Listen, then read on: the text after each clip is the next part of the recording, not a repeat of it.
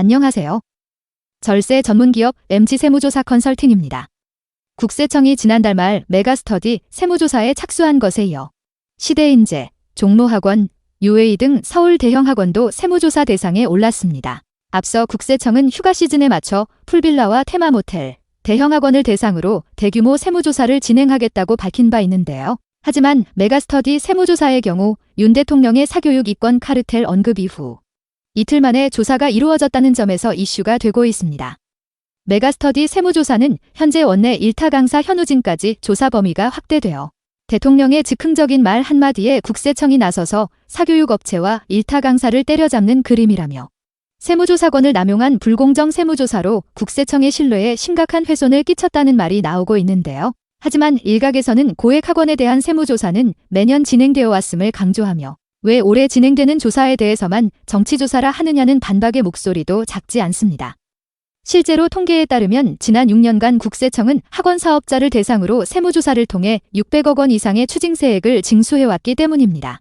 이렇게 갑론을박이 계속되는 가운데 과세당국은 메가스터디 세무조사의 주요 원인에 대해서 함구하고 있는데요. 그 이유는 비정기조사로 진행되고 있기에 조심스럽다는 입장입니다. 현행 국세기본법상 비정기조사는 납세자가 세법상 신고의무를 이행하지 않은 경우, 위장거래 등 거래 내용이 사실과 다른 혐의가 있는 경우, 구체적인 탈세 제보가 있는 경우, 신고 내용의 탈루 혐의 등을 인정할 명백한 자료가 있는 경우에 실시하는 조사라고 명시되어 있지만 메가스터디 세무조사 착수 원인에 대한 입장을 내놓고 있지 않기에 한국납세자연맹에서는 성명서를 제출하여 국가 권력의 행사가 특정 개인이나 집단의 이익 또는 정파적 이해관계에 좌우되지 않도록 감시하고 세무조사 남용을 막기 위해 정보의 투명성과 공개가 뒷받침되어야 한다는 내용을 밝히면서 일침을 날렸습니다.